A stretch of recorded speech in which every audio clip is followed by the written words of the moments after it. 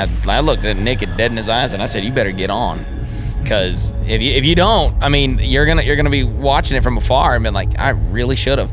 In this episode, Nick and Jay Dial sit down with Andrew and Marcus to break down the app they've all been working on that turns dead events into revenue. We looked at this one individual event, and this entire event for 2.5 hours was slammed. They were playing bingo. It was a, silly little bingo card that was very impactful. I mean, it had all of our booths on there with our logos on it, and they gave us, the stickers to put on our card. But what did it do is it now generated conversation. People actually wanted to visit and they wanted to talk. Yeah, booth bingo!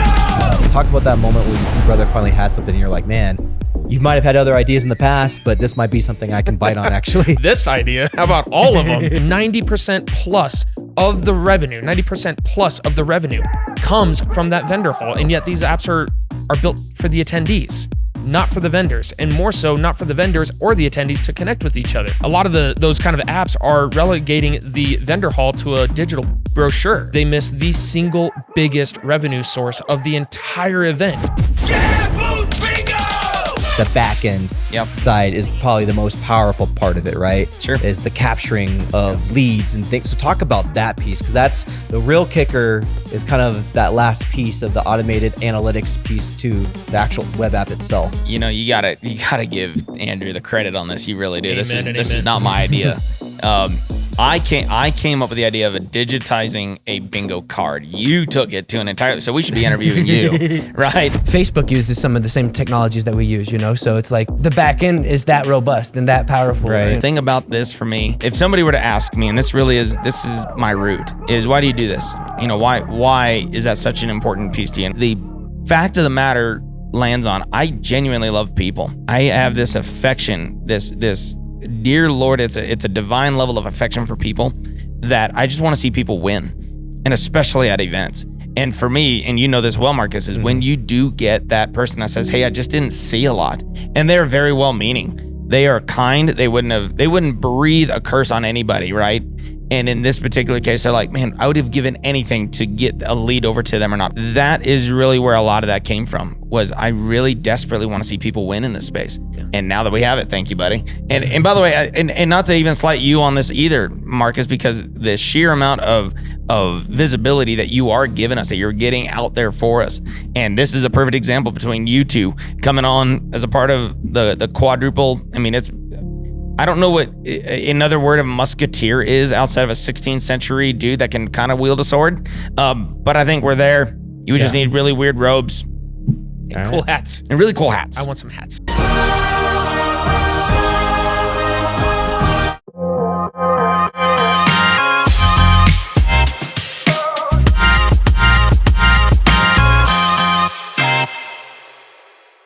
Welcome back to the Colorado Business Podcast, the #1 podcast in Colorado, business podcast actually. Who is our highlighted sponsor for today? It is Be Our Guest Getaways, which is very interesting connection for our new guests today. Yes, it is. One returning, one new guest today, but it's a very interesting connection. AJ Matthews runs that company. Remember, formerly, still owner of Celebrity DJ as well. So yeah, we love them. They do Disney cruises, Disney getaways. It's a great company. Check them out. BeOurGuestGetaways.com. All right, yeah, sorry. All right, so today we have on a couple of great fellas. We got on Nick and Jay Dial here to talk about something we've been all working on, actually. There's a crowded table here, dude. Yes, it is. We're doing a little roundtable kind of going on, a booth bingo roundtable. There we go. So what's going on, fellas? Well, buenos dias. Yes. It's good to see you. Hello from the land of the living. Yes. Man, a lot of big personalities today, so this is going to be a fun one for sure. We're going to have some fun. Start drinking. Yeah. Too late. Yeah. Well, I wanted to start back just a little bit, like we always do in a lot of our episodes. And I want to start with you, Jay, specifically first and foremost, because this was your idea originally, and kind of talk about how all of us have actually been roped into this beautiful vision of yours. But like, start from the beginning, kind of what started this booth bingo idea and kind of how you roped all of us into this mix. Buddy, you're not wasting any time. Normally it's a skinny dip, and here you're just chunky dunking. So yeah, we got started. Of course, we talked in a prior episode that we produced the Pioneer Rodeo, and we went into the space of understanding how do we change sponsorships, how do we really gauge value for the businesses that sponsor, that spend money. I was just on a call today regarding that actually, where, they are starting to leverage their money in a way because they're getting hit up constantly, and they're wanting to leverage their money in a way that allows for actually an expected level of return. It's not solely based on benevolency, even though that's a good thing. It's no longer the sale anymore, or what seems to be the sale anymore. So ultimately, we saw where there's a deficit in vendor booths, and hopefully to make the story somewhat brief, we went to an amazing insurance conference, one of those that, insurance conference, a real special insurance conference, incredibly interesting, where there's a line outside the door. Insurance conference. What you got against insurance, dude? Not a thing. I love insurance. Love insurance. I tell you, there's 3 things in the world that I love more than insurance. I love talking to a lawyer. I love discussing prostate exams. And I can't wait for the elections. Yeah. Oh yeah. Insurance.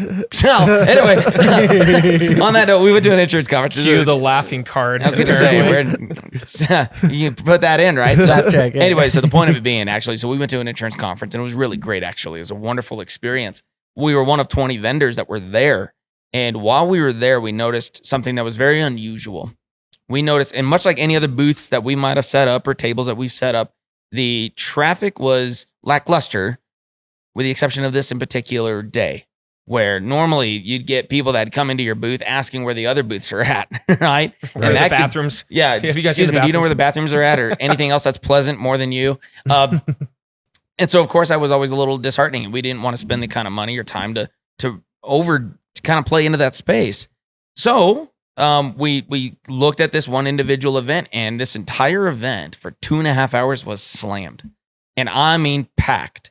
And it was to such a point that we noticed, and it didn't take long to find out why, of course, was they were playing bingo. It was a, silly little bingo card that was very impactful. I mean, it had all of our booths on there with our logos on it, and they gave us, the stickers to put on our card. But what did it do is it now generated conversation. And very organic level. People came up to us asking about us while everybody else looks like a TSA agent with gloves on, ready to frisk people down. Not in this particular case. People actually wanted to visit and they wanted to talk. And it was wonderful. And out of that, we actually sold tickets to our rodeo. And so it was all because of a bingo game. And so, of course, because we're friends now, and I say now, we've been friends, good Lord. But since we've been friends, you guys were one of my first calls. And I said, hey, I think I got something here.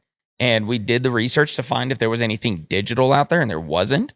There wasn't anything aside from or independent of from a passport program, if you will. And so, again, I called my two of my buddies over here, Andrew and Marcus. And then, of course, I called my best friend, Nick, and we kind of worked it all out to consider hey, this actually might have some real merit to it. And sure enough, out of finding out all the details and the interest behind it, it turned out to actually have some sizable meaning. So, all right, folks. So we want to take a quick minute to introduce our diamond sponsor, Chris Seegers with Exceptional Business Advisors. Do you want to tell us a little bit about your business, sir? Man, a question that we love to ask our potential clients is, do you know what your business is worth? And if you sold your business today, would it fulfill your personal and financial goals? If you're a successful business owner, but you don't know when or how to sell your business, and if you've ever wondered what each additional day in your business is actually costing you, we'd love to chat. If you're ready to spend more time with your family, your friends, or traveling, come sit down with our team, because when you work with exceptional business advisors, we'll help you build a blueprint to sell your business successfully and help you create, capture, and achieve your dream life. Don't wait for the right time. The time's now. Go ahead and scan the QR code or book a discovery appointment at excoadvisors.com. All right, now check out some of the other amazing Colorado businesses who also make this show possible. We'd like to take a quick break and thank our sponsors. Lightning Glassworks and Screens. Lightning Glassworks and Screens is Colorado's go-to for fast, reliable window and glass repair. Family owned for over 30 years, their mobile service team brings glass in a flash right to your home or business. Call or text 719-649-4001 or visit fastglassrepair.com. Lightning Glassworks, Colorado Springs, local experts in glass repair, and window replacement. Bright Leaf Energy. Bright Leaf Energy is revolutionizing how sustainability goals are achieved across commercial and industrial real estate. They're the experts in building decarbonization, bringing collaboration, innovation, and flexibility to every project. Whether you need a strategic decarbonization roadmap or flexible engineering support to scale your team,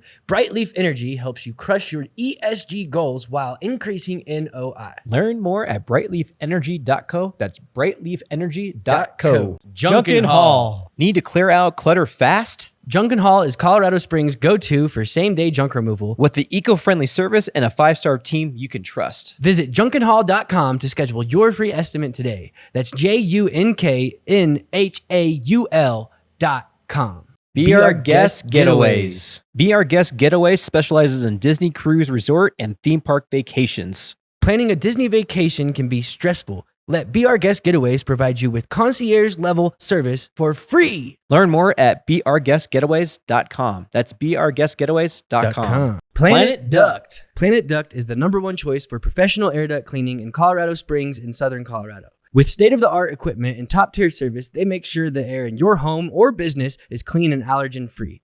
Breathe easier with Planet Duct. Learn more at planetduct.com. Fast Signs. From banners to vehicle wraps, Fast Signs delivers custom visual solutions to help your business stand out. Their team ensures your message is clear, bold, and effective. Get your signage needed handled at fastsigns.com. That's fastsigns.com. Proud American Electrical and Solar. Give Proud American Electrical and Solar a call today for all your electrical and solar needs. They are locally owned and operated business right here in Colorado Springs. If you're looking for information on solar, this is the company you will want to call. Check out their website at proudamericansolar.com. Use promo code COSBusiness for a 5% discount today. Pinnacle Advanced Primary Care. Pinnacle Advanced Primary Care offers affordable, accessible healthcare with a focus on you. They provide exceptional primary care without the hassle of insurance barriers. Experience a patient-centered approach. Learn more at pinnacleapc.com. And now let's get back to the show. Not only just your best friend, it's your brother. It's my twin brother. And it's something that you guys have told me before is like you guys have always wanted to go into business together. Obviously, you've been doing Triple J, Pioneer Rodeo for quite some time now. Yeah, ever since the dirt bikes, man. Yeah. We wanted to buy a dirt bike when we were kids, and we were plotting ways to be able to find a way to pull our money together. And if, we do this and do that, we're going to share it. We're going to put our money together and we'll go buy ourselves a dirt bike. And yeah, that never happened. Talk about what that means to you, though, Nick, to finally find something. When your brother pitches the idea to you of something, again, booth bingo, right? And kind of, we'll talk more about what makes it different than that original bingo game that was played at that event. But like, talk about that moment where your brother finally has something and you're like, man, you might have had other ideas in the past, but this might be something I can bite on, actually. I was literally waiting to be like, it's this idea. How about all of them? No, it was really cool. The thing about Jay in particular, being his twin, we have a lot of similarities. We have a lot of, personality similarities as well as differences. And he's been that maverick of the bunch of us. I mean, we have one older brother, which hopefully he's watching this and what's up, dude. But the thing is that when Jay has an idea, he really has a way of wrestling with the idea to exhaustion, and not his exhaustion, the idea's exhaustion. And I mean that as a compliment because he doesn't know how to say die on the idea. And one of the most amazing things about this one in particular, among others that he's had, and he's had some other gems out there for sure. In fact, one of them we almost went in on almost a year to the day, it seems like, from when we started booth bingo. Is that the video screens? The video screens, yeah. And brilliant. And leave it to city ordinances to strike that thing down. Government. Everybody was so excited about this until the city gets involved. Yep. But no, the thing is though is that he has a lot of experience. He has a lot of experience in running events, and particularly his own rodeo.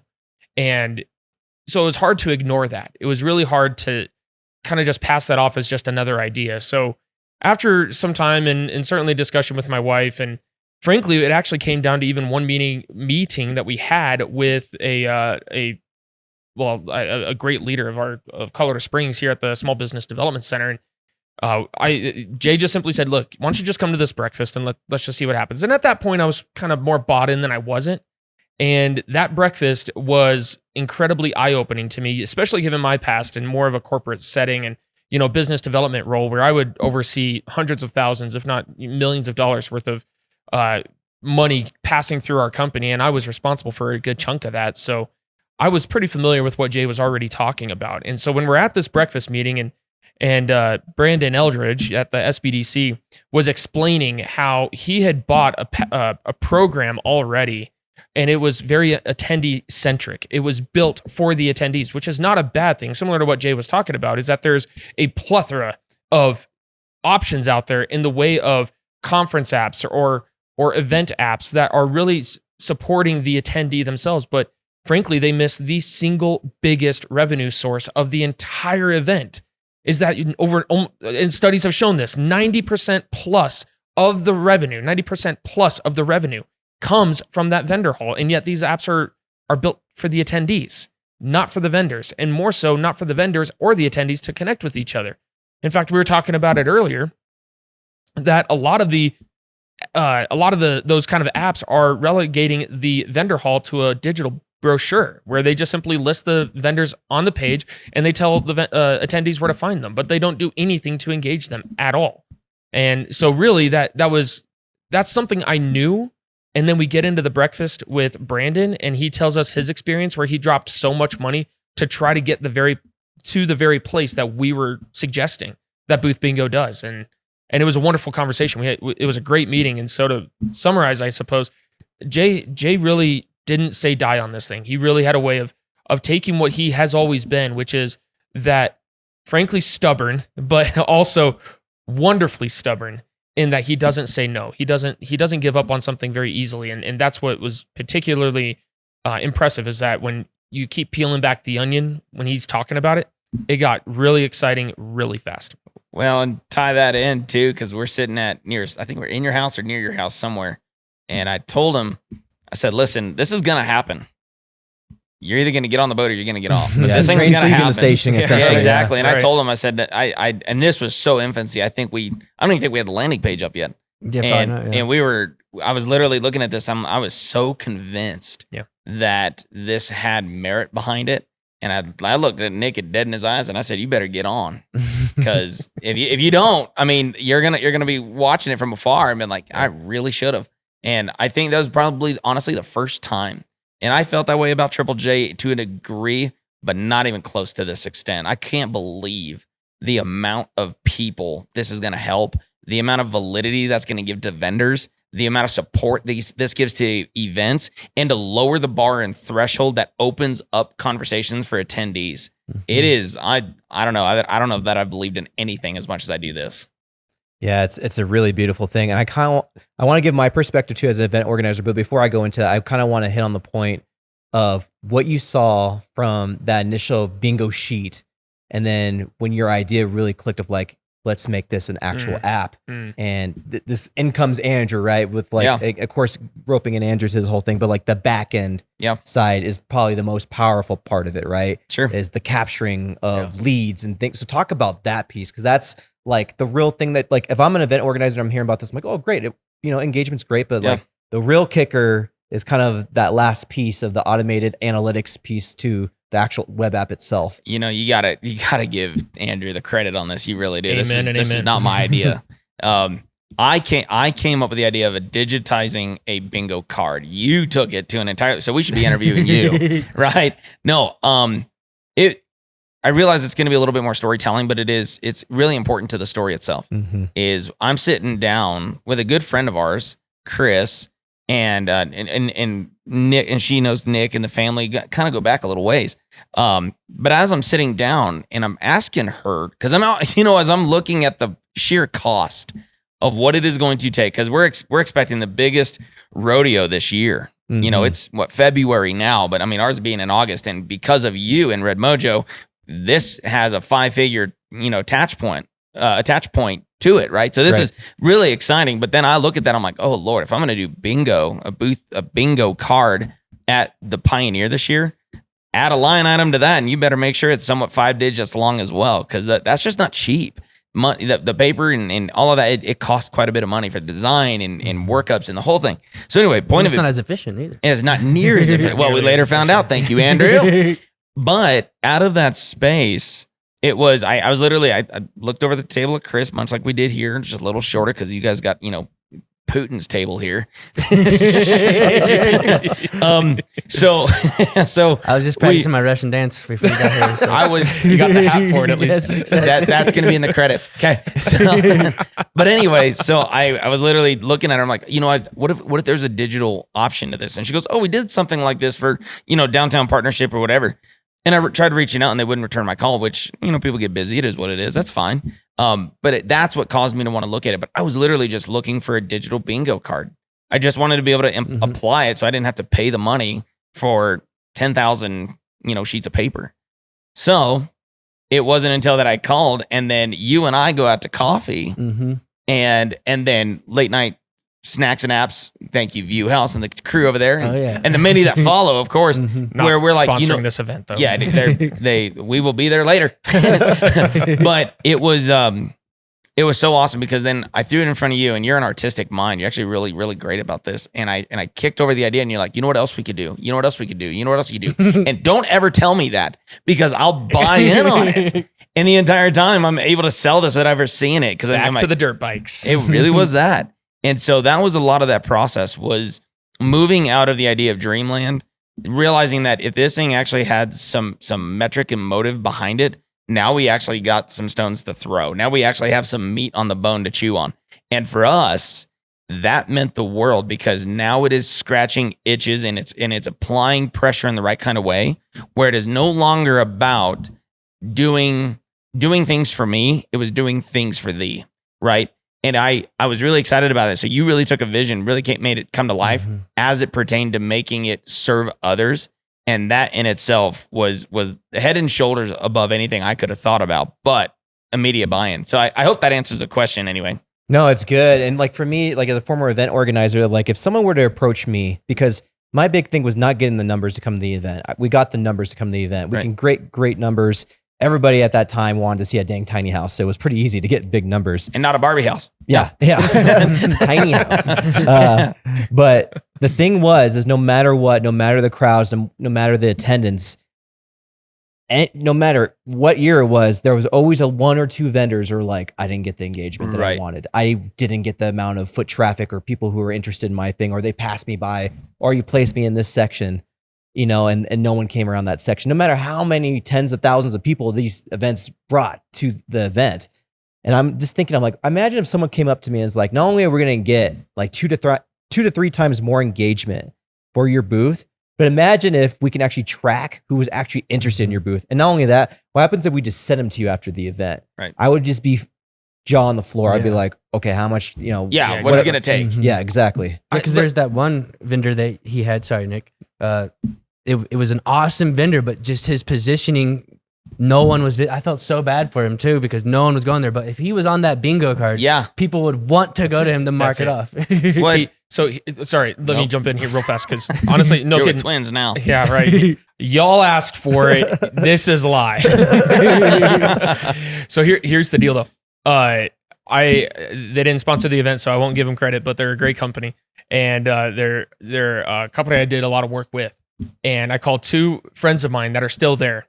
And I called them up and I literally just said this. This has literally been within the last week or so. And now check this out, because this, in and of itself, this should give anybody enough pause who runs events or has, like, you're a vendor running event. You should absolutely consider booth bingo for nothing else for the next thing I'm about to say.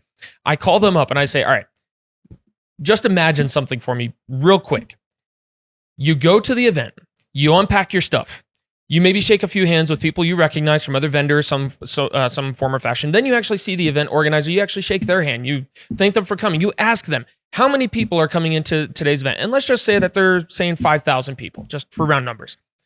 And then they go back to their booth and they're thinking, okay, 5,000 people. And I spent how much on this event? And any vendor, answer the question in your head is, how much did I actually spend to set up a booth, to take time out of my day, all the sales calls and all the emails that I'm missing? I'm taking all this time to be here. What's that costing me at this point? So answer that for yourself. So then you go back to your booth and then doors open. All the people start flooding in. And when they're flooding in, now you're doing the calculation in your head. Okay, am I getting a good spot? Am I going to get enough traffic? Am I going to see enough people? Like you're going to truly find a way of seeing if this thing is actually worth it, right? So you wrap up the entire day. You pack the bag up, and naturally, I should add a quick parenthetical thought here to say that you would treat this as any other event that you've been to. You expect to only see a few people. Hopefully, you'll see people you recognize. Hopefully, there's enough people crowded around your table that will draw more people, like all these different factors, right? So you get, day 2, 3, a week, whatever it is that you're there. You finally get done with the event. You pack up all your stuff. You get to the car. And then by the time your butt hit the chair in the car, you have an email on your phone saying exactly who wants to stay in touch with you.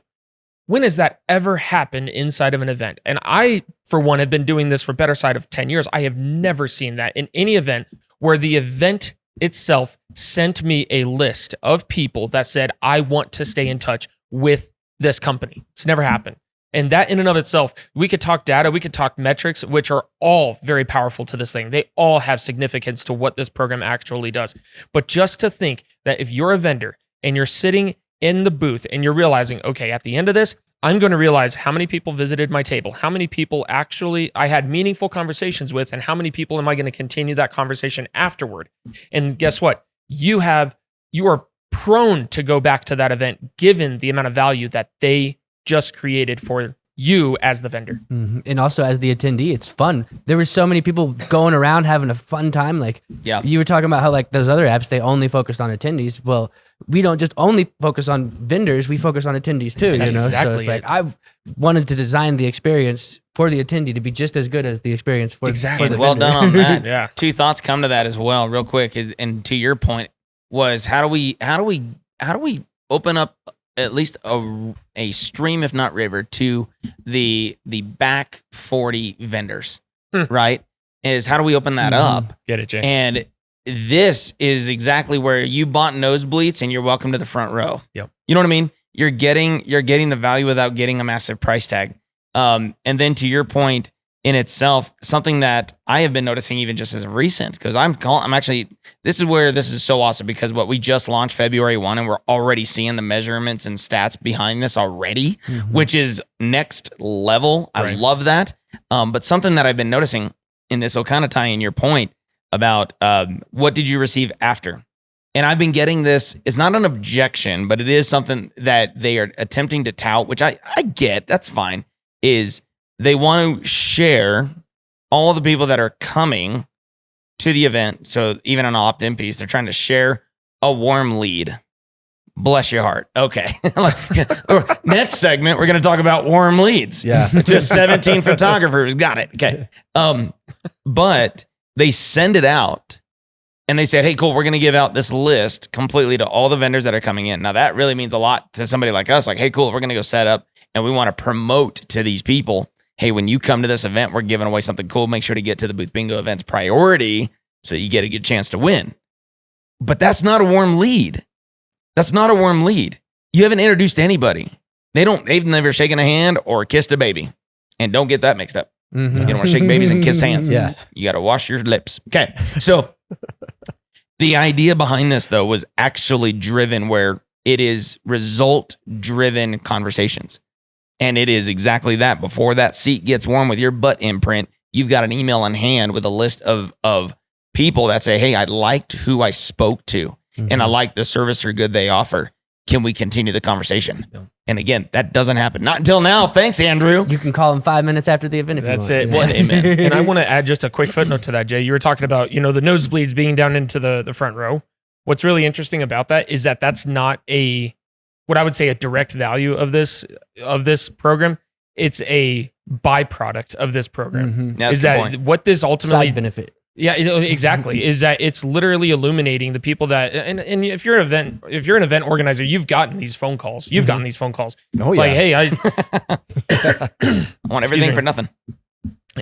but the thing is that you literally come in. It's like, hey, I spent $500 and your top tier price is $15,000, but I still have a bad location, right? It's like you're on the floor. Congratulations. And I shouldn't sound so demeaning because again, top line revenue, you have to consider that, or the single greatest revenue source for these guys. But regardless, the point is you could spend the $500. When you're on the bingo card, you're driving, the event organizer is driving those attendees to even the worst located vendors at that show or at that event. I mean, that truly is a game changer for people that are perhaps maybe more budget conscious or finance conscious in terms of those marketing spends. I've been a part of that where I had a certain dollar amount that I had to stretch across 3 or 4 different conferences, and that I had to be able to manage that accordingly. I know what that feels like. And it doesn't feel the greatest when you're realizing like, yeah, kind of want more people to visit my booth. I want to engage more people. So then you kind of revert to, I'm going to get away from my booth to then start shaking hands. But then there's the problem. When they actually do pass by your booth, nobody's there. So there's so much of this challenge in the current state that needs to change. And I think of anything, Booth Bingo is so primed and positioned to disrupt the market that is the event space. And we don't have to go into this right now, but I would love to talk about the differences in marketing strategies from TV to radio to print to events to social to a lot of that. And I'm not the expert, that would be Red Mojo, but there is a commonsensical factor to this. And we're going to make up words today, if nothing else. But yeah, we'll talk about that. As long as it sounds good, that's fine. We're going with it. Just be confident in it. We're good. All words are made up. It's crazy. Good point. All words are made up. That's a thinker. I love that. Well, I think it's interesting because we brought this term up kind of early on in early discussions, but we talked about win-win-win. Yeah. And if you think about win-win-win, we've talked about vendors, right? Generating 2 times, 3 times the traffic, all the engagement, all the leads straight to them. I mean, a myriad of other things, right? Cold corners are no longer cold corners. Exactly. Attendees, gamifying this app, right? And making something that's really fun for them to play, for one, and to get it around to all the vendors and also win something at the end of it if they really do want to play the game to its fullest. And a lot of people, I mean, we've seen it before. We'll get into the events we've already done because we've seen that in action already. But what about that last win? So the event organizer, we've kind of been talking a little bit about it, but like if you're an event organizer out there, and maybe this is to you, Jay, because you're also a fellow event organizer. What is the main importance to, well, I guess, deploying this app?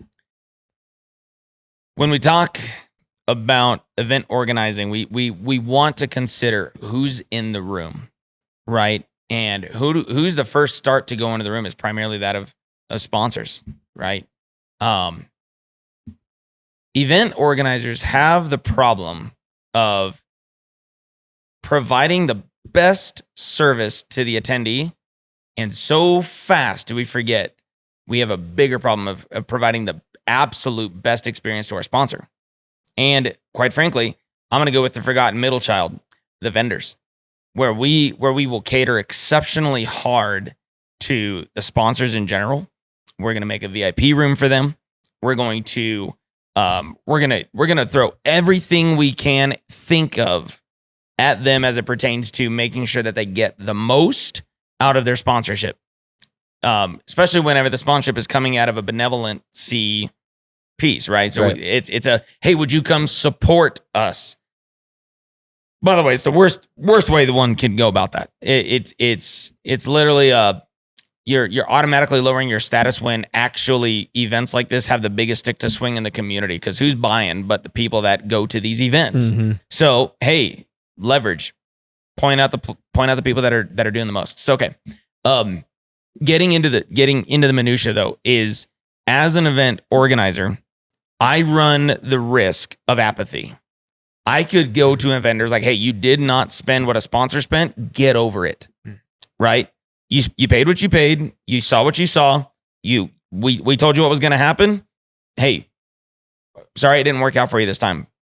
But again, the problem of apathy is I want that one to come back next year, because I don't want them to be one of the less, that 90% of that is now leaving the room, right? Because they're not going to come back if you don't do anything for them, if you're not catering to them as well.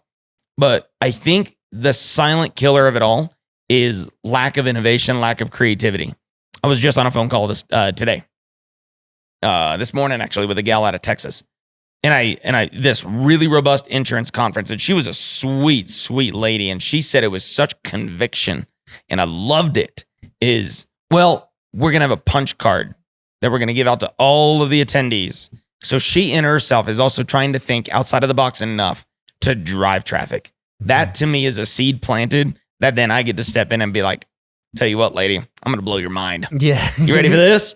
You know what I mean? And it was, and of course I did. And I showed her that exact thing. She couldn't wait for me to stop talking for her to ask, can you please send this to me? I want to get it to the team. It's wonderful. Oh, by the way, that's news to you guys. Because of course we're a team. We share all the information.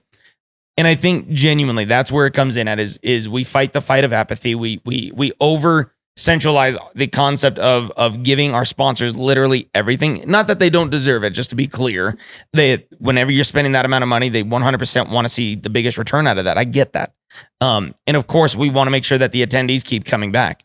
But let's not forget that innovation really does breed consistency and growth. And so if you're doing it for your sponsors, then at least consider, if it's good for the goose, then it certainly is good for the gander. And something to this capacity is something so simple. It's actually painfully simple. Good job, Andrew.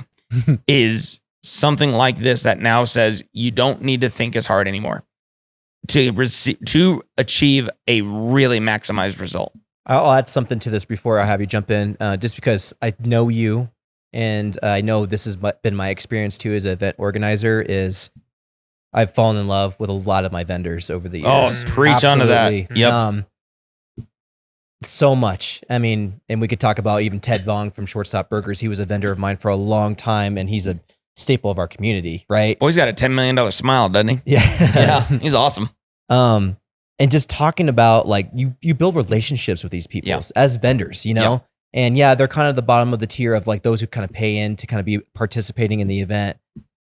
But man, do you care? You start to learn to love and care about these people who are standing side by side with you to make this something special as far as your event is concerned. I know you have that because you have a huge following of people who support you and love you over all the years, beyond just your sponsors from the Pioneer that have, you have fallen in love with. And so my big thing, and I know it's been your big thing too, is like when I think about this app, I think of just one word. I just think of retention. Yes. Retention. Yes. Like if I could put together the same vendors and I had a very successful years and they all came back, I'm like, man, that helps so much lay the groundwork for the following year. Cause then I can promise myself that I can get the entertainment I want or the features that I want or whatever it might be, because I have those folks coming back and I care about them and their success in my event. And I know you're exactly the same way. And so like when I heard about this, I'm like, man, like I wish I was still doing my events, because that would have been one of the coolest things to deploy is like, I could not wait to tell my vendors if I was still doing this, right, that I had a tool like this for them to deploy for them, and I think that's a really good, solid point onto your point of like how important this thing is. Are you going to forget what you're going to say? Probably. Well, then go ahead. Can I? Is that all right? Go for it. So to your point though, I think because as event organizers, sorry, we're going to exclude you two. We're going to have a conversation. What up, Andrew? How you doing? Right. The concept actually does come into is what if we took the rinse, wash, repeat method and we applied it here, but then we noticed that there's better ways to rinse, wash, and repeat, where the ground level of this one is stable, is strong, and when you talk retention, then these vendors and these sponsors, because I don't want to overstate that. Serving sponsors is a big deal. Serving these vendors is a very big deal. And I think it's very easily, and this was on the podcast that we did the other day, is sponsors are left hanging in a lot of ways. But I wonder what would happen. You've been a vendor, or excuse me, you've been an event for however many years. And now there's not only just an expectation of what's going to be there, i.e. an actual tool that can track and measure the interactions that you see. Because there's nothing else going on right now that would allow for, that is event driven, that could actually track or measure that to this degree. You with me? That's the saving grace. Boy, I was about to get a phone call. Excuse me. There's something that we can track. I'm sorry. The thing about it though is, what if there's a way that they could innovate on what they know is coming? And they could build upon it. And you know what we're going to do next year with Booth Bingo? And you know what we're going to do next year? And you know what we're going to do next year? Why? Is because now we know that there's a response coming and there's an actual return. That I bet if we did this way, this would drive that kind of traffic. We talked about that, Andrew, where we look at the stats behind this and we're like, well, if they don't see a lot of interest in their promotions, but they see a high opt-in rate, well, that means your promo sucks. Right? Or if you get a low opt-in rate, but a real high interest, well, that means your people suck. Don't hire a dude that's just literally looking at his phone between his crotch. good rule of thumb, right? So in an overall sense, it allows for someone to think a little creatively about what is our booth look like? How does it engage? How is it positioned well? Is it in a position where people see it and engage and it's welcoming? Or is it off-putting? Is the promo not going to matter to anybody? And so that's what I think about ultimately. Yeah. Perfect. 37 years on this planet with this guy. Some things just don't get old. Some of the things that come out of this planet. Say that when we're 80, dude. No, I intend to. We're going to take a quick break to thank our sponsors. Rain Tech. Rain Tech is a trusted IT partner that keeps your business running smoothly. From cybersecurity to cloud solutions and data recovery, they've got your back so you can focus on what you do best. Learn more at rain.tech. That's RAIN.tech.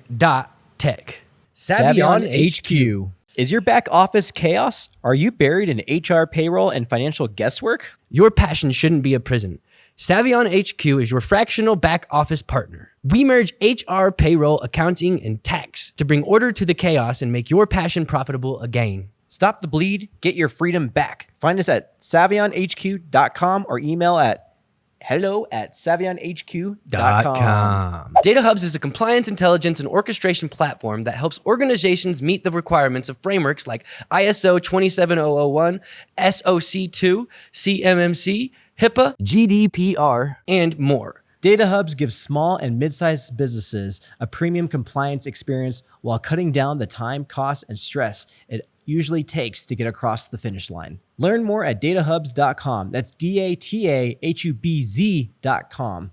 Reveal Med Spa. Look and feel your best at Reveal Med Spas. With personalized plans that deliver real results, radiant skin, restored confidence, and natural rejuvenation. At Reveal Med Spa, we see you. More than just aesthetic and wellness treatments, we provide a safe, judgment-free space where you feel valued, heard, and supported. Visit revealmedspas.com. I think it is literally just that too. We'll just double check. Book your next session at revealmedspas.com. That's revealmedspas.com. Awesome Home Services. Awesome Home Services delivers top-notch HVAC solutions for your home. Whether you need heating, cooling, or system maintenance, they ensure your comfort year-round. Visit awesomeservice.com for your HVAC needs. That's awesomeservice.com.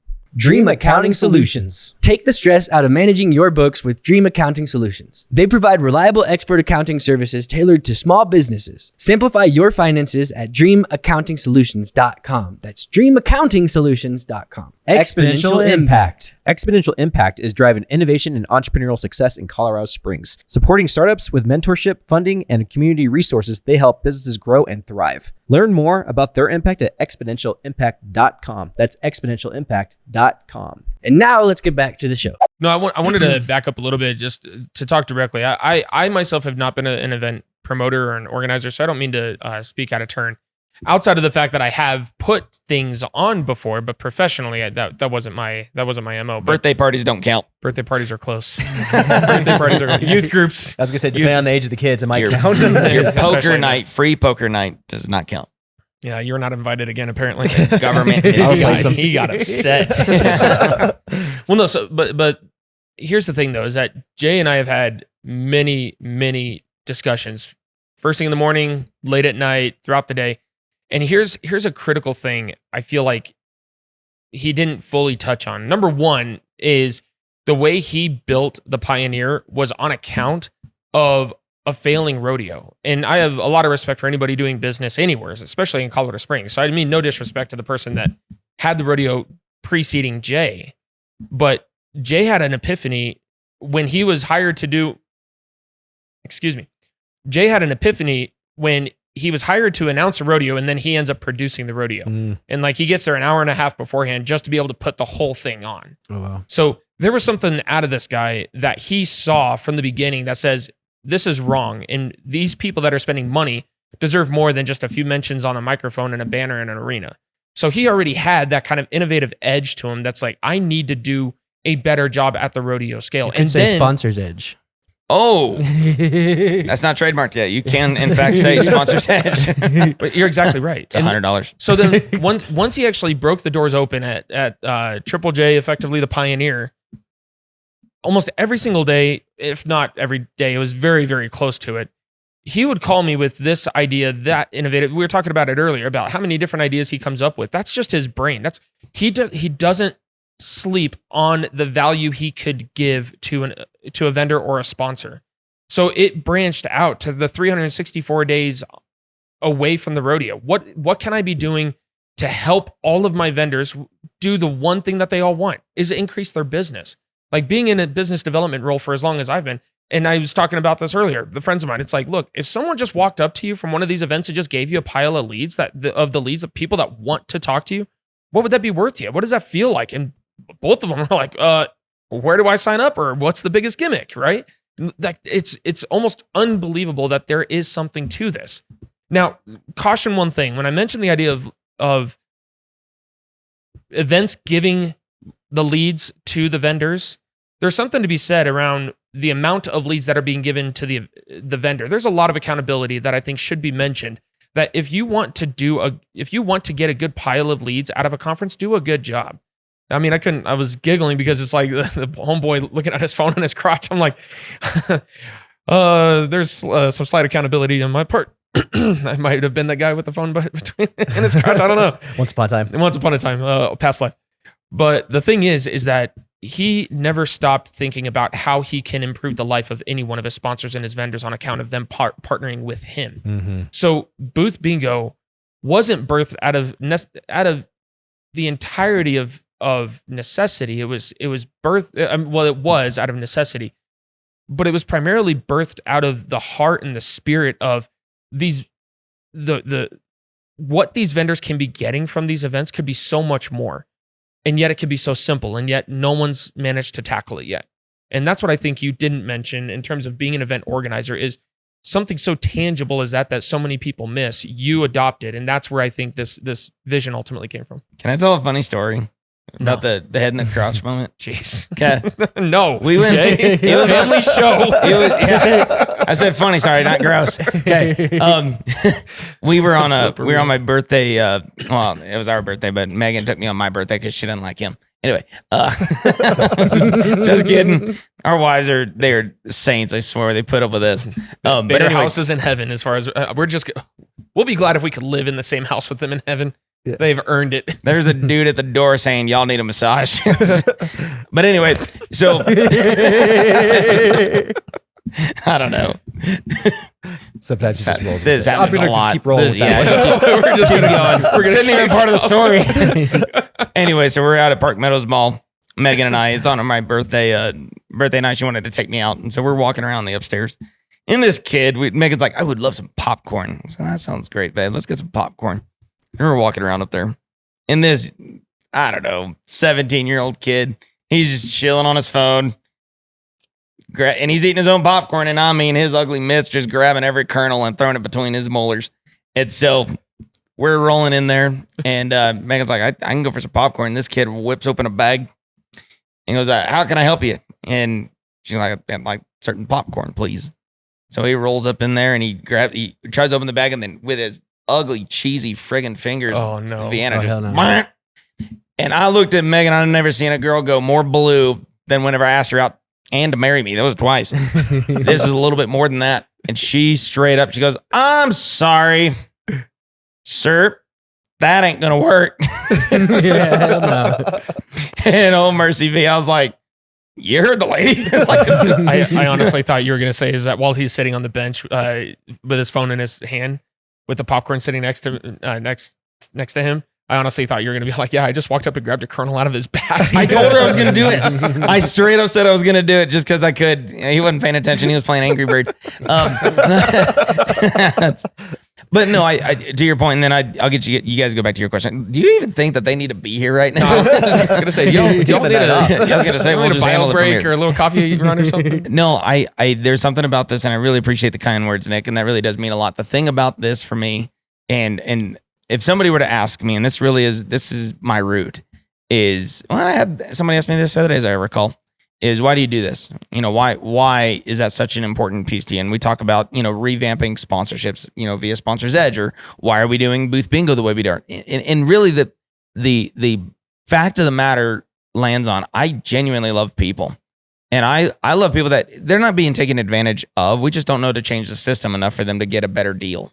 Right. And I don't like that. And for me, that really is the root. I have this affection, this dear Lord, it's a divine level of affection for people that I just want to see people win.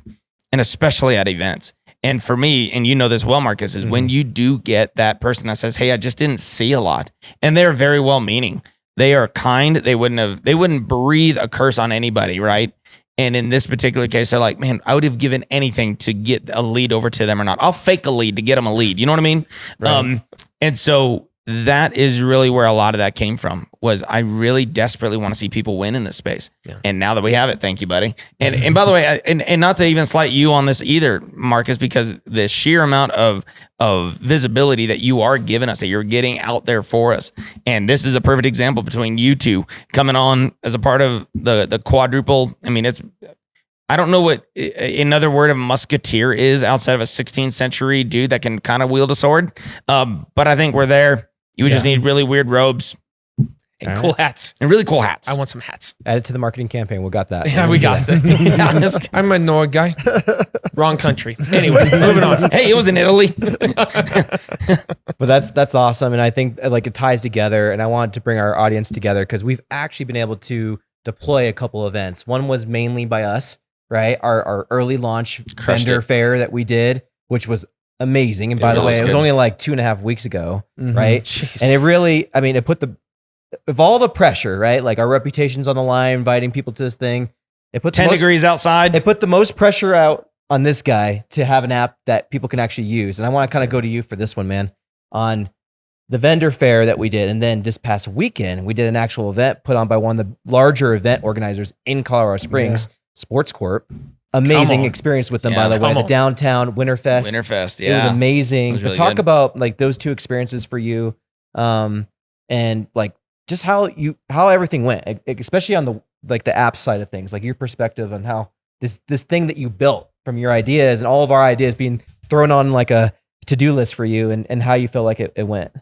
I mean, I think it went great, you know? Have you gotten sleep yet? Yes, I get sleep. I get good sleep. Usually, I try to get good sleep, except when we have event days. Touche on that. Just because of my sleep schedule is kind of the way of a programmer. A lot of programmers kind of stay up late, but yeah, a lot of staying up, pushing myself. I think I pushed myself on this one, like to my limits, and I like pushing myself. I like pushing the boundaries of my knowledge and all that stuff. But no, if to push an app out as fast as we did at this level, like this is like a premier level app, like something that works really well, was like an insane thing to do, I think. And I think we were able to do it, we made it happen. There's a guy traveling and he just met a girl.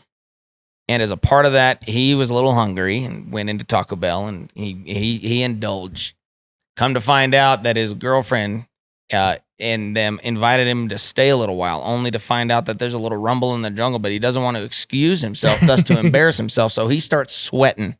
You sweat more than that dude. Because homeboy, I tell you what, you work harder than he did on the porcelain when he got home. So dude, you work harder than any 3-team hitch of horses, and that's only half a full hitch. Buddy, you're awesome. I was doing something like, I just learned this phrase called 996. It's something that's happening a lot. It's happening a lot in Silicon Valley and like people that are working on like OpenAI and like on a lot of tech companies. But it's just basically working 9 to 9, 6 days a week. So that's what it's felt like the last month. It's been a mandate in China to be at the US, and anything that we're doing is they have implemented that for their workforce over there. So the 9 a.m. to 9 p.m. 6 days a week. Those are single dudes. Yeah. Well, a lot of programmers. Sorry, I didn't mean well, it's true. Yeah, I mean, if I wasn't single, this booth bingo would be probably a month or two behind. Oh my goodness! I think I could hear my wife already saying, "Are you gonna come to bed yet?" No. See you in the morning. Kind of. Yeah, kind of. Yeah. But no, it's a common thing that's been happening in like a lot of the tech world, because things are just moving so fast, and like you got to get on top of that one for sure. And I knew, like, just based off our research, it's like we're at the beginning of, like, no one has made anything like this yet. Yeah. What we've made. There's similar things that you can find, but not what we've got. And we Certainly saw that there was other things potentially coming online. that were going to be similar to this. So Shutting them down, boys. Speed is very important. You know, Yes, sir. That's right. Elon Musk is one of my, persons I look up to in business as an entrepreneur. He's like one of the best entrepreneurs there ever was in history. Yeah. Sure. And so like, just knowing that to move fast was important. Like we're going to break things, and we did break a few things, but like we're going to fix them, You. Yeah, I mean, you're right. You're right. well, I mean, like, we're constantly building and we're pushing things to the market fast, and we're shipping, and like I don't know, it's important to move that fast. I felt, and like I was really determined. It's like we got to get this thing out there and get it going, and I'm still determined. We just added 30 things to my list on Saturday. 16 of those are mine. Well, but I think there's something to be said, Andrew, and I'd love your thoughts on this. There's something to be said around innovating a very common practice where people are so used to how things have been, right? Yeah. And whenever there's an aversion to change, even there's still an innovation there. And to something like this, like it is in the event space where, the paper bingo cards were still a thing. And when you were looking at it, you couldn't find a digital bingo card out there. I mean, that's talk about that in terms of that level of innovation. Like when you were presented with this, what went through your mind knowing that innovation was there? Well, first, there's just been like hundreds of things that I had to figure out. Like one of the first big things was, figuring out how to generate QR codes for every event, every single thing. And thankfully that was actually a really fun problem. So all of this has been super fun for me. That's the crazy part about it. Like I'm just having a blast. Like that's why I'm able to do that 996, it's not 9 to 9, but it's more like 3 to 3. See, I have to pay you a huge compliment. I was at a lunch just earlier today. And I was actually showing Booth Bingo to this guy. He owns a networking group for business to business exclusively. And I was showing him the back end. He goes, "What platform did you use to build this?" I was like, "Platform, platforms." Yes, I used one guy to like 800 different platforms that you're running. We've coded from. it up, and then we used, like. What is a platform? I mean, with code, we stand on the shoulders of giants. Facebook uses some of the same technologies that we use. So it's like other platforms are using the technologies that we're like the QR code thing. Actually, it's an open source thing. Like the ability to generate QR codes like that is because of an open source thing that someone has out there, and they've just let people utilize this, open source software. A lot of software is open source. Postgres, which is the one that Facebook uses, with handling their database. Like. It's just, there's so many, exactly like you said, like we built it from scratch. I mean, you look at QuickBooks and you look at our software, they look similar, like, I mean, what I mean is like the back end is that robust and that powerful, right? It's a good point. I want to bring up one thing too, because I think it's super important. And I think I want our audience to understand this, but like the user experience. Yes. Because it's one thing to like, okay, you hear about an app, that's cool and all, but like, what does that mean? Right. And so like explain someone walking into the event. Do they need to start somewhere? Can they start anywhere? What happens when they hit a vendor booth? Like kind of those like medial things. Menial. We figured this out. I knew he was going to do it. If we had a word of our group, It took an hour to get through that. it really did. It's taken months for me to get to it. Marcus has been saying medial his whole life. We had to chat just started GPT using the this word. thing. We had to find out what word was right. That and Claude debated. It was awesome. It was a To my firefight. credit, no one else knew. You just questioned it because you thought it was mine. Okay, good. I knew for sure. I knew it was wrong. I was just being polite. As we all were. Polite Perhaps. You've known me for 5 years. So talk about that experience. Someone coming to the event and them using that for the first My time. mom always said, "Don't be correcting people." She never told me that. Don't be correcting Mom people. did not say that. Yeah. I bet she combined you and y'all. You and all is what it is, y'all. Medial. But yeah, the it's cool that you said UI there too, because it's not built on someone else's like platform, because we had to go in there and make sure things are working certain ways. So I had to go in there and program, like, you can scan any QR code at any event and it will take you to that event's page and get you to sign in. Or you can go to the event QR code. Like, for the ability for that, each vendor QR code to do that wasn't built in. I had to go in there and program that into that. So it's like, there's those small little things, like on the back end, with buttons, if something takes like 2 seconds to load, which you see that in software all the time, even on Facebook, some certain pages take a little longer to load because they have to populate, so if that's happening, you have to have some kind of signal that lets someone know that something's going on. And you have to do that for every single button and every single thing and optimize for that. You know, there's certain things. I found out why the event page in the studio app, which is the one for the organizers and where you put the vendors, I found out why that, because at first it was going fast. And I found out what happened and why that was taking literally up to 30 seconds sometimes for it to even load. It was just broken because it was trying to, I rebuilt how the demo event works, which is really a complicated thing because it has to go for every account and you have to make sure it's there. But I found out that was what was blocking the event button from loading, you know? So I just had to optimize it. I actually currently just removed the demo event and I'm going to fix it later. So let me break it down this way. Like, give me a 50,000 foot view of someone using this app. So, because you've built something that's way more robust than what people can understand. For sure. You have an experience for an attendee. That experience is your typical bingo app. They walk in and they'll see the signs for booth bingo. If they don't, they'll see these QR codes. Okay. And you know, typically you would assume, you know, they'll ask, hey, what's this? And then we're working on systems right now currently that will hopefully train the vendors on booth bingo before the event starts. Right. That's something we learned on just this recent event. That's how early we are. We are developing so much stuff still currently. But they can scan any booth. They can scan any booth and, you know, they'll ask the vendor, hey, what's this? The vendor will tell them we're doing booth bingo. You can go and they'll give them a little 2-minute spiel if you can go and scan these booths, get lines and win prizes essentially. And so they get in the app and they scan that. They set up their account. They can set it up either through their Google account or just putting in an email. I do think we're going to have to add in a confirmation because if they don't confirm it and they accidentally spell their name wrong, or maybe just a double line to make sure that they spell their email right.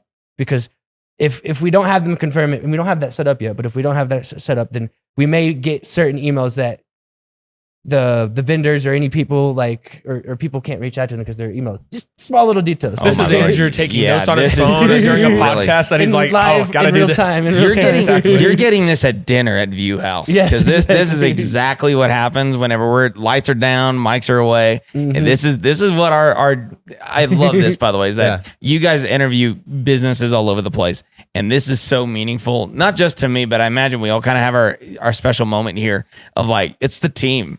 It's our bros that we, you know, that run booth bingo that say, hey, we're in charge of marketing, we're in charge of tech, you know, we're in charge of sales, you know, and we're doing those things together. He had to think of something for me. What does he do here? What does he do here? You just get to look good because you look like me. So, but the concept is we get to share this to the world right now, and we get to explain what is this makeup of and how is this ultimately going to not only change how vendors are getting done, but now it immediately plants itself really deep in a beautiful footprint that no one can touch anymore. I want to come off of that real quick because I'm gonna say this in a statement, but I would love your take on this, Marcus, given your background in marketing. But I for one have overseen business development. I haven't gotten super deep into the weeds, even though I'd like to think I pay attention. And one of the things, and actually to even give a shout out to the sponsor for tonight with Getaway Travel. Be Our Guest Getaways. Be Our Guest Getaway. See, I'm already screwing it up. He's going to text AJ, you later, my bad, dude. So even AJ, who was my instructor back in the day, which was a Wednesday, it turned out. Bad joke. Moving on.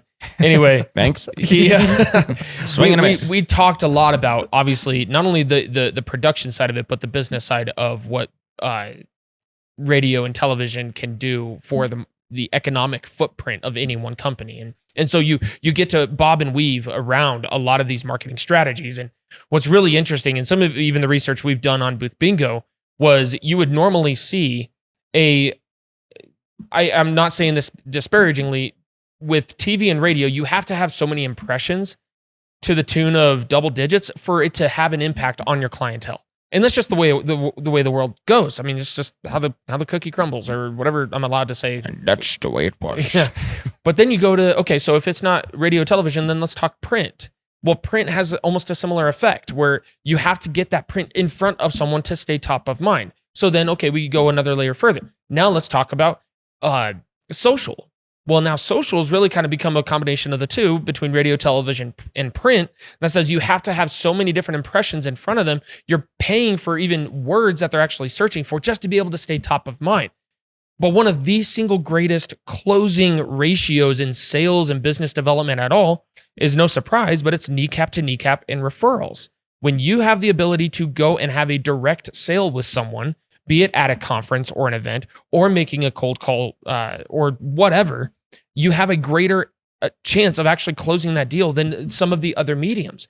But then to highlight the events itself, prior to this particular conversation where you're having these events who put so much emphasis on having great presenters, having great content, having the entertainment value to draw the attendees to come to that event. Then you go to the vendors. Then you go to the vendors and say, hey, I'm bringing the biggest crowd that I could possibly find to this event. You'll want to sponsor this because I am bringing them to the event. They don't say necessarily to the vendors because they can't promise that. They can only say, I'm bringing them to you. Hopefully you'll have enough of attraction. Get the bigger cornhole, get the bigger game on your table, have a great grand prize giveaway. Whatever that they're trying to tell the vendors individually of like, bring it so that they'll stop. And there's a disconnect there because then even in that capacity, you don't have a high close ratio. You don't have a high closing ratio because even the attendees aren't engaged enough to interact with the single highest revenue source of that event.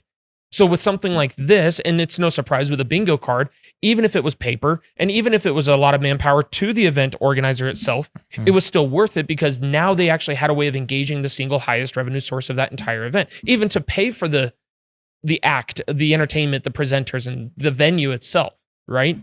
So what I guess I'm getting at is this particular concept of booth bingo has really, you could say, elevated all of the mediums of marketing that we've gone through. It's elevated it to a whole new level that we have not seen in the market. And frankly, our hypothesis around booth bingo that we've all four been a part of those conversations have been confirmed over these last 2 events, let alone all of the other feedback loops that we've been getting and interviewing other people as well. But now that I've given this dissertation, Marcus, what do you think? Well, I think you bring a really good point on, and I think it's very interesting to understand that events are personal and social, and you have the age of AI and technology, and you have like this beautiful intersection, which is events, because now you can start integrating a lot more technology and AI automation into something that's traditionally very social, very not technologically necessarily advanced, besides maybe the ticketing and the marketing it takes to get people there. But now you have it as part of the event. I have a hunch that the event industry is going to grow a lot in the next several years. Yeah, I agree. I think It's already projected I to. think folks are going to really yearn for these social interactions, and that AI will actually have a great effect, much like the calculator had the effect to a mathematician. Just makes them quicker and better at their job. But it's going to be a very interesting.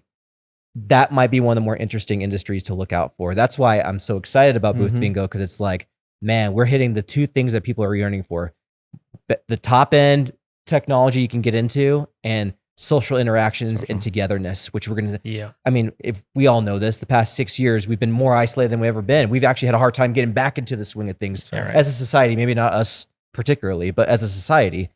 So it's very interesting. And in marketing, the best systems of marketing are always comprehensive, meaning it's not just, ads to serve for sales and get ROI. It's a good brand awareness campaign to warm up the audience to trust you. We talked about this before, the Google 711-4 rule I always bring up. But essentially, all this means is that we're in a trust recession. 40 years trust recession of folks saying, I'm getting served ads all day. I don't give a crap what you're selling to me. I'm used to swiping away from you. That's where we're at right now. So how do we penetrate folks from stranger all the way to customer? How do we do that?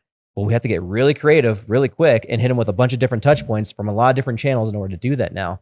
But like in the event industry, you get to kind of do all those things and build trust and also have a in-person conversation. This is why Andrew, by the way, founded the show and always made it in person, because there's just something different about when you're looking people eye to eye at an interview, right? Like we're connecting at a different level than a Zoom call could ever do. I'm sorry. It's just the truth, right? Especially whenever you say penetrate and touch. By the way, Super Bowl, did you hear that times Chris Collinsworth said penetration? I'm trying to make not a big joke about it, but he said it like 30 times during the Super Bowl, and I could not. I was like, dude. There's an over-under on the score, over-under on passing yards, and over-under on Chris Collinsworth. Name it. Just whatever he was going to say.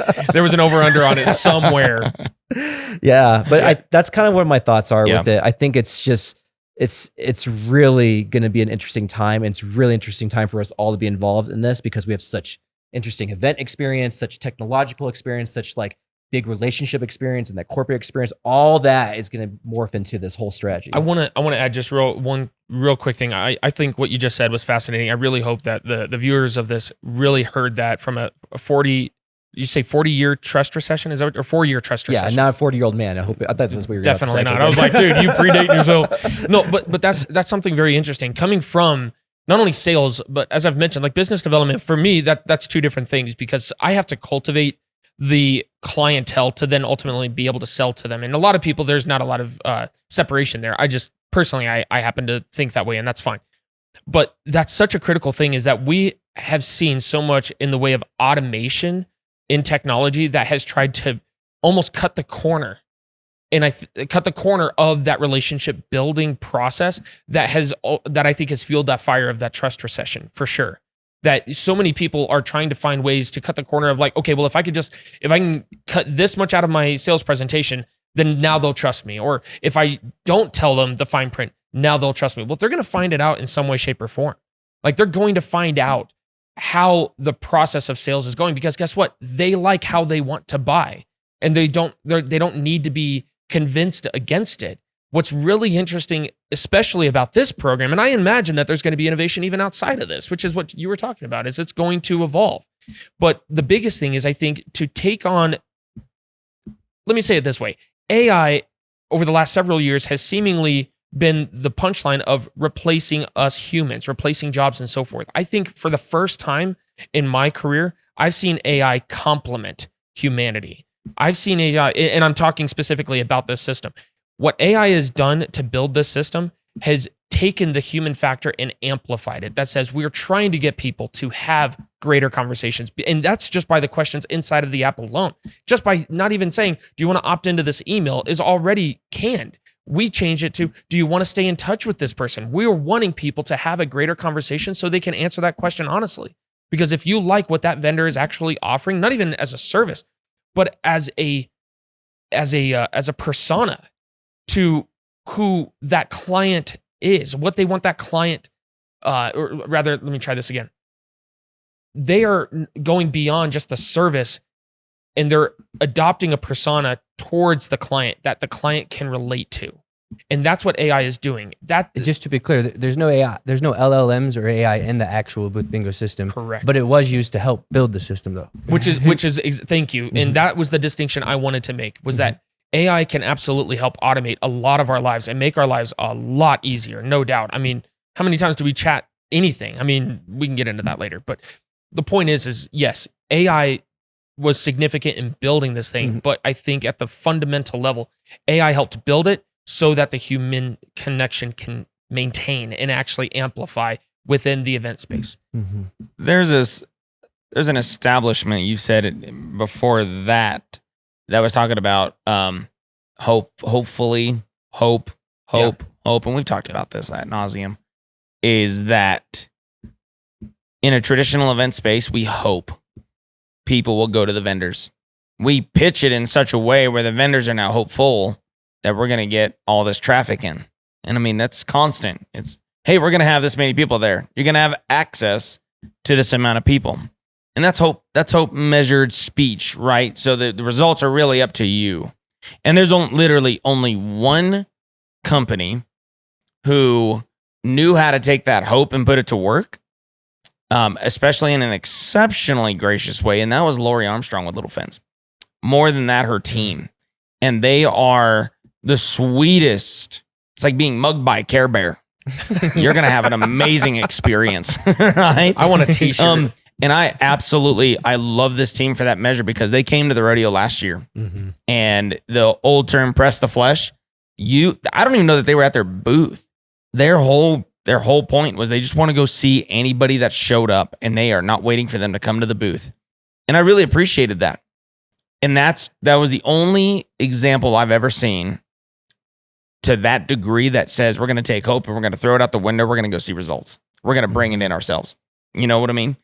And where now they don't have to worry about doing that. This and that was only one point that I wanted to make was how awesome it moves from hope to proof, right? Where again, you get to take it home with you. You get to see how awesome you did whenever you set up a booth at an event, and it was strictly because the event said, I believe in our vendors and I believe in our sponsors, and I want to provide a really awesome experience for the attendees, and where it's the win-win-win, right? But what's so brilliant about this, and it still catches me, and I probably log in no less than 10 times a day, easy. I'm always on this system. But that's very important for me to have as well. You doing that, like having other people in the system as well as I'm building it, because that helps me see things. Because when you're inside all of the weeds and the code, I was gonna try to say something that was like code related inside the binary ones and zeros. Thanks, because I was but when you're inside of all that, sometimes it's hard to see, the whole right or certain. It's easy to miss bigger things, When I learned how to paint and stuff, like in high school, like they always say take a break and take 10 feet back and stare at it, like because you're in there, like where it's literally forced through the trees moment.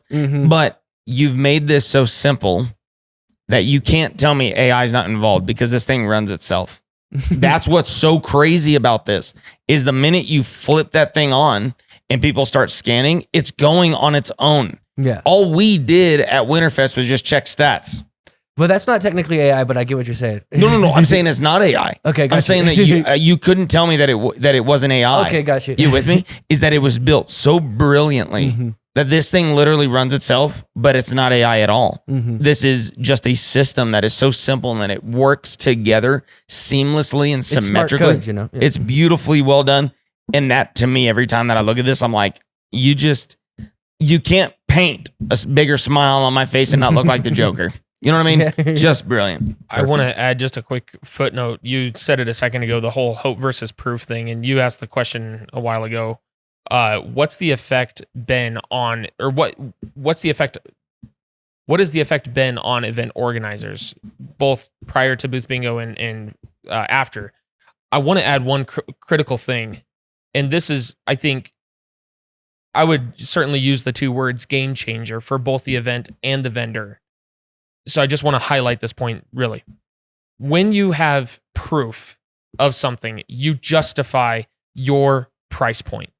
When you have a way of proving your product is either exclusive or superior or whatever it is, you almost are given permission to have whatever price point you want. Now, it's up to the customer if they want to buy it or not, of course.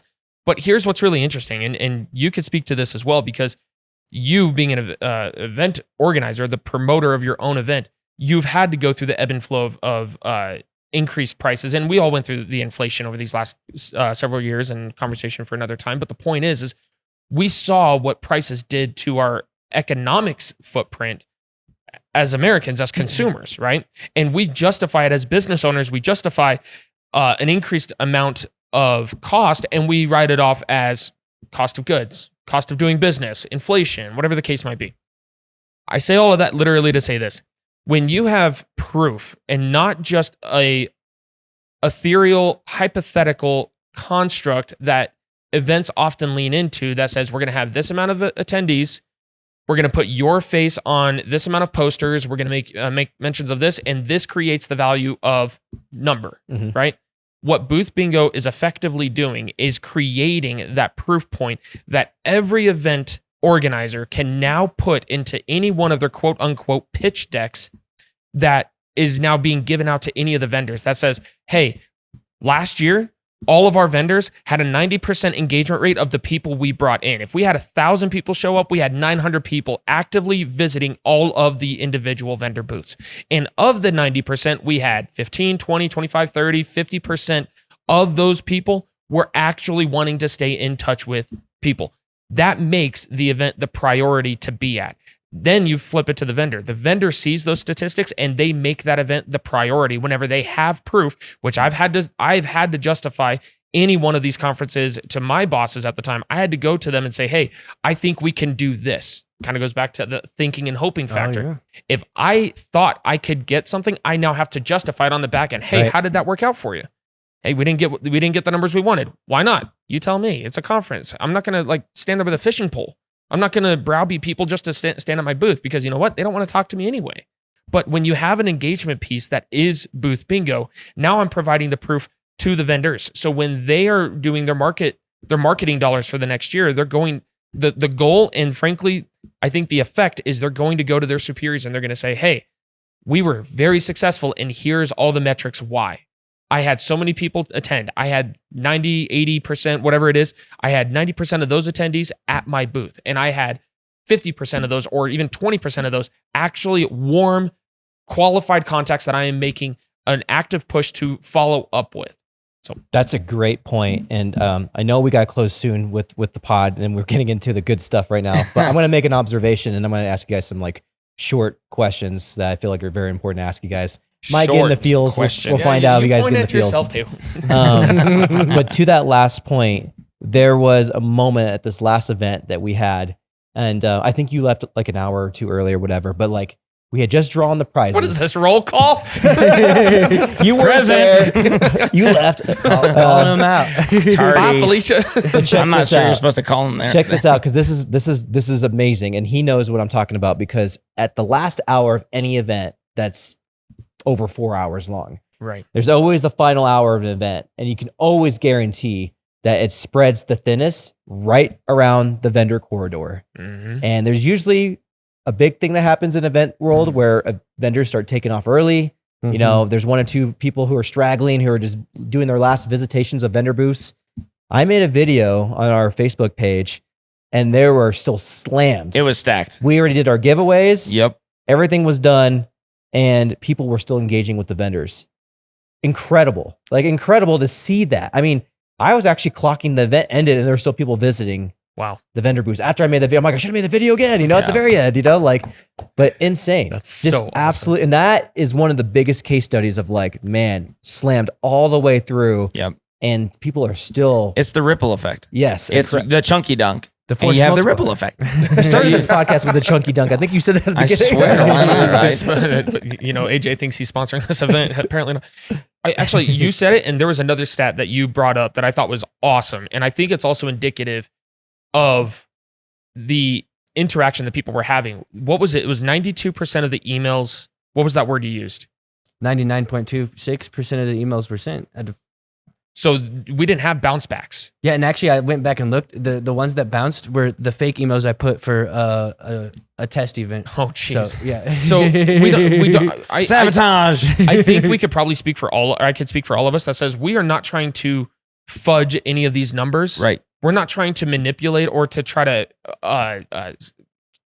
we're not trying to upsell or amplify the sway the numbers. Sway the numbers. That was Yeah, exactly. 1,700. That was 1,700 emails that were sent. So having a delivery rate that high is pretty insane. That's amazing. And that's just it though. It's like that. I think in like 3 hours. that's a standard effect. Is like when you're increasing that level of interaction. I mean, we could talk the tactical or the tangible things that this thing is doing, but the kind of the side value that you were talking about a second ago, the word that you use, these are the things. It's like when people are sending, like, how many times did we get people coming up to us saying, "Oh yeah, I'm just going to use my junk email for stuff like this," and they may very well, and I certainly hope not. Please don't use it. I mean, we want you to be able to connect with these guys, but that's just it. Is that when you're giving legitimate emails out, that there's a signal there that's saying, I actually enjoyed this conversation. I enjoyed that interaction. Doing something of value, right? Yeah, That's so true.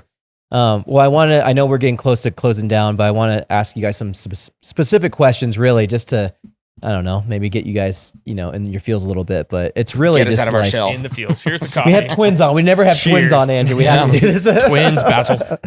No. So first question over to Jay. Jay, like, you women. obviously we talked a little bit about having your brother on board on something that's Sure. a part of a business. And we already know as business owners, we've gained our stripes in a lot of ways of how hard business already is, right? It can be so Those are challenging. scars, dude. And it can be, you know, there's always a phase in business where it's like that first few months when you open a business, you're getting stickers, you're getting all the cool t-shirts, and it's just excitement, but a lot of unknowns. It's like ignorance on fire. I always used to say. Dumpster But fire. then there in some comes cases. that time where it's like things are hitting the fan, things get hard, expenses are going out the door. Is this really going to be something that I can do for the long run? Right. And then I would say 50% of entrepreneurs don't make it past that. and they go right back to starting something new, and they kind of do that circle. Oh yeah. They go hit that trough of sorrow and come back, start over. Trough of sorrow, new business, start over. But those who are able to kind of innovate still go up the path and they become successful. And that's amazing. And you knowing that whole path, you've having some success in your career as an entrepreneur, how important is it that you're able to take your brother on such a fun and interesting ride as entrepreneurship? Yeah. It's really, I mean, it's very important, honestly. You know, Nick, what a lot of people don't know about Nick is that he used to own a coffee shop. I never do that either. Yep. I hardly knew it. He invited me and I said, no, I don't drink coffee and I don't like you. But He's not wrong on both, actually. that is funny because I met my wife now while he owned the coffee shop then. And I don't know really where you fall in with that analogy. And I'd probably have my assumption of where that could be. But the point is very well made as it comes to, as it comes to an overall understanding, because Triple J moved past that. What'd you call it? The Trough of sorrow. Oh, I said out the trot. It's like in my head. I'm like, I don't know why that's stuck there. But anyway, so the trough of sorrow or the plesiosaurus or whatever it is. So Triple J moved past that. But what you guys may not know is 3 other businesses didn't. Right? And currently they're creating their dust on a shelf right now. There's one Sponsors Edge is about to break loose of that too. I mean, we just kind of let that one collect and we'll dust it off and break it out. But now, Booth Bingo is really close to moving outside of that realm. Actually, I think we could officially say that it's out of it, right? Because you could take that circular level of logic over and over and over again, and you could just innovate and not move at all. And that's a problem. Is that if you fail to move after you've innovated enough, you're gonna absolutely wear yourself thin and down, and then you're gonna quit. You're gonna go find anything else to go do. And it's amazing that we have such a great team to help. Oh my gosh! And there's a lot of leaning here, and I think that's really important. Is with a really if I did this by myself, I wouldn't be a third of the way. A third of the way. That'd be a dream to be a third of the way to where we are right now. And I think that's really important, is surrounding yourself with people that believe. But at the same time, and I love my wife. My wife is the most honest person in my life, even this side of him. Is because he'll butter my biscuit from a time. Oh dear God, don't say that. You can edit that out, right? Okay. He will sweeten no biscuits have been Glazer I'm not even gonna try. Dear God, no.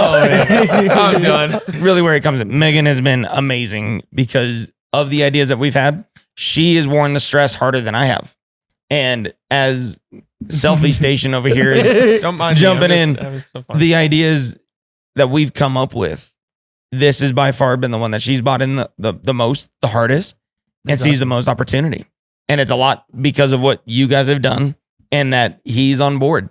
And I think great people, solid foundations, be willing to move, act, just don't paralyze yourself by analyzing everything. Move off of what you've positioned to do, and you'll move off of T-Rex. That's beautiful, man. Sure. Yeah, I know it probably means a lot for you, especially with your brother in tow with you. And it's one of those things where you know how hard it is, and it's usually harder than you can ever imagine, plus some. And to take your brother on a ride like that probably have some level of anxiety, but you took him on the right ride. I really do believe that. And it's interesting to think about this because, I mean, I've started, between me and Andrew, probably 20 businesses or something at this point. And I've had success in a lot. And I've had a lot of success in ones with partners, and I've had success on my own. Mm-hmm. But every time it's still way harder than I ever thought. And there's always times where I'm like, face in the hands, dark room, holy cow, can I go another day? For all of them. Oh, you could say that again. And the fact that you've been able to, commit to your brother and take him along for the ride for something like this. And he's got the chops, and we'll get to you here in a sec, but I could lose him a little. Cheers. But it's so special, man. I really do think it's special. Well, and having the LA next to me, and for those who don't know, LA means look-alike. Having the LA rebranding LA. We really are, aren't we? I thought it was Louisiana. Says the dude from Missouri. But People think the Olympics are going to be in California in 2028. they're gonna be in your backyard. Our backyard. Your driveway is steep. That's a toboggan hill. But no, like there's truth Summer about that, Olympics. and it really is. It's one of those things to watch what he sees and reflects on, and of course, he brags on me about being, a hard worker or pushing into that dream level. Dude, I'm literally I'm a kid that was tired of working a W-2 job and finding something that we could talk about this for hours, is like the artistic ability. If you knew what was going to be drawn at the end of it, you wouldn't stop. Mm-hmm. And what you say is, yeah, it's hard. I guarantee you there's been far more times that my wife's pulled my head out of my hands, crying my face off, thinking that we're going to die. But then of course we don't. And then what people will hopefully be a little bit more consistent in saying is that it was worth it, and that it is worth it. Amen. And I look at my two boys right now and I'm like, you know what? Daddy's going to work his tail clean off. I'm down 48 pounds and they're like, how much more you got to lose, Daddy? You're going to wither away. And I said, no. There's a lot of effort coming in, and the stripes, they're scars, but the scars tell a story.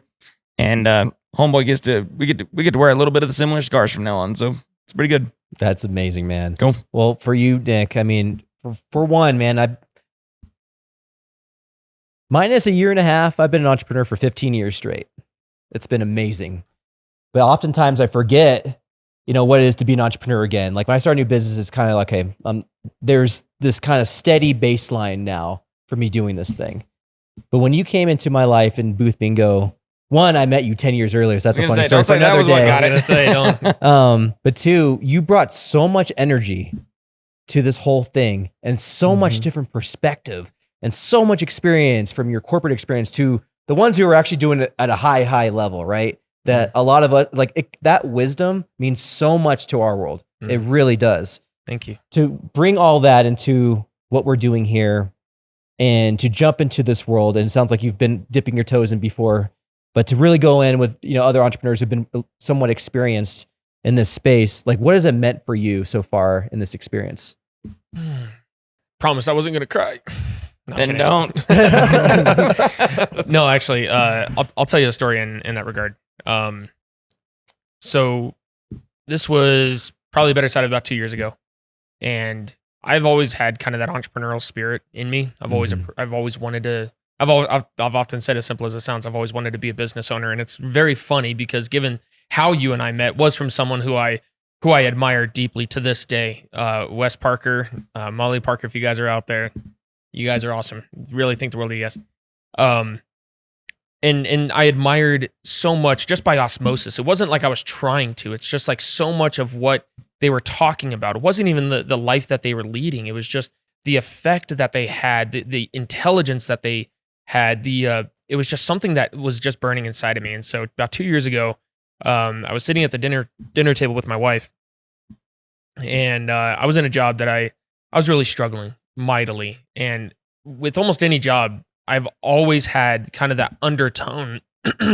With any job, I've always had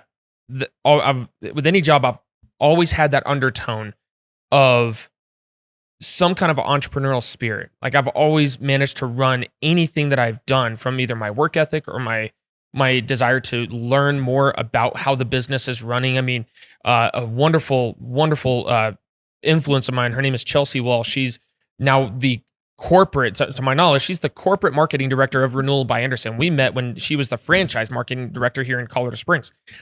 I would get up close to her and ask her, hey, what does that mean? How does this work? Marketing and brand awareness and, image management and all these other things.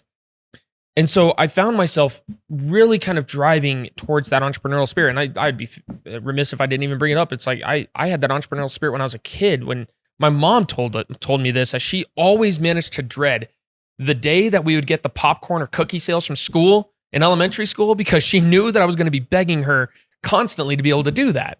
And I was enamored with that. And I never really put two and two together until I was an adult. So to get back to the 2-year story, I'm sitting at the kitchen table. I'm in a job that I'm really, really struggling with. And he's in my ear constantly like, quit your job. I'm like, bro, I'm like, family to provide for, right?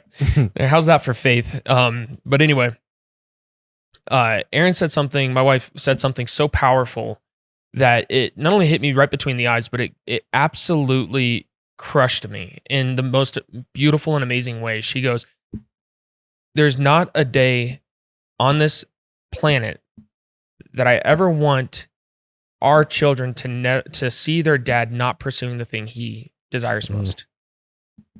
You watch the Hulk. Jeez. What does that mean to you?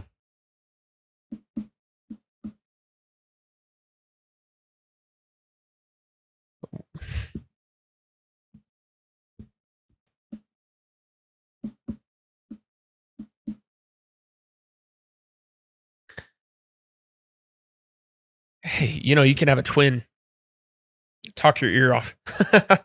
And I love it. And he's been just a rock through a lot of hard times. And my wife, who is my best friend, no offense, he's awesome. Cut the J's. Dibs, Aaron.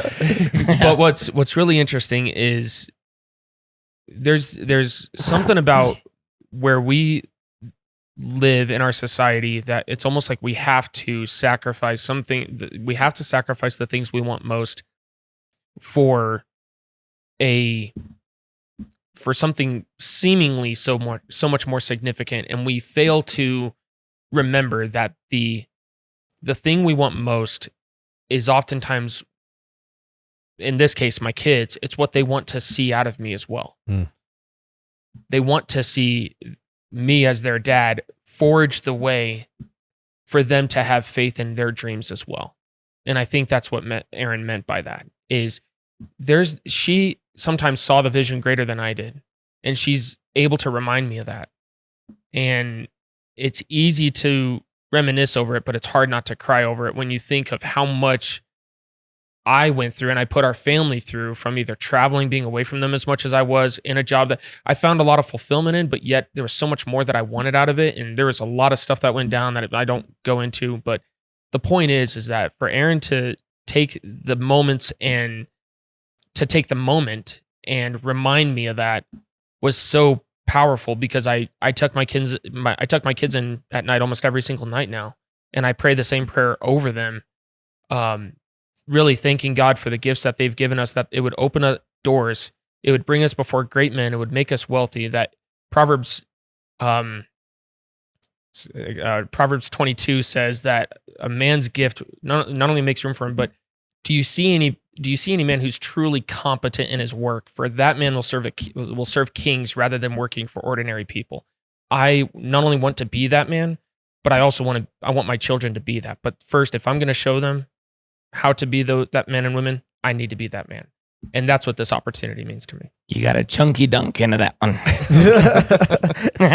That's going to be the slogan of the podcast. It's about Sorry, chunky guys. dunking. That's the title. That was amazing. And thank you both for sharing your story. That's what this is all about. Yeah, thanks. There's no better marketing tool than your story ever for anybody. That's why podcast is so important, is like learning what really makes you both tick. That's the that's the stuff. Wow, that really makes I you heard tick. the brakes on that one. You get me pumped up because Yeah. you guys got me fired up with that, because you can really feel the passion behind what really makes you both tick. I want to say just two quick things here real fast. One was, Jay said it earlier, I could not agree with it more. And one of my mission statements to this and to my life was always been, I want to leave people better than I find them. And I have struggled to find a greater medium that is owning a business where we can affect people in such a way that I get to set that kind of a tone. And I think that's something that I've desired the most. And we share that. It's like, we just want to have a positive impact on people. And it's not superficial and it's not trivial. It's something so significant that when we are the ones controlling the environment in some capacity of a product that we're offering, now we can actually have a greater effect on those people. The second thing I wanted to mention, you talk about our story. I'll leave this on, or I'll say this for humor's sake.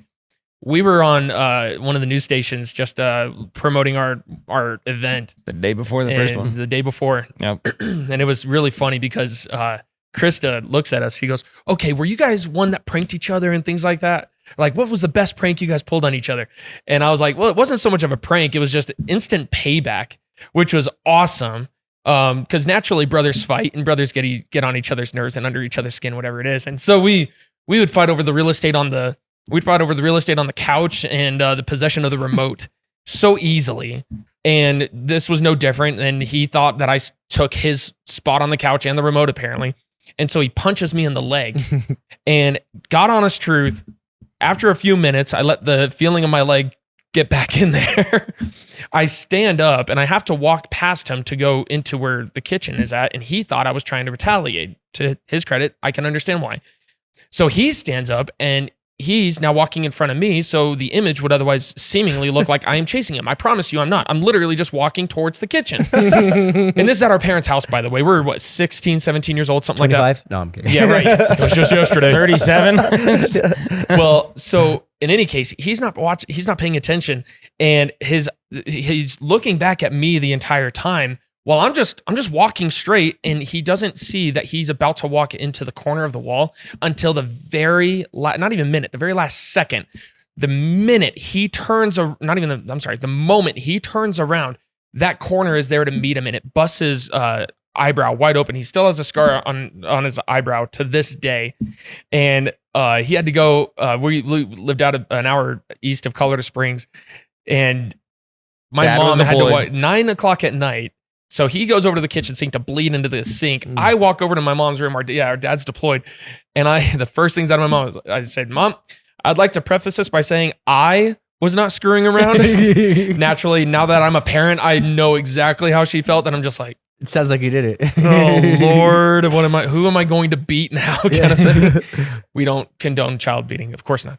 But anyway, just sibling she has beating. to get up and get dressed. 9 o'clock at night. She has to wake up at 5 o'clock in the morning just to take him into the ER to get stitches put in his head while I go to bed sleeping peacefully. Oh my It was gosh. awesome.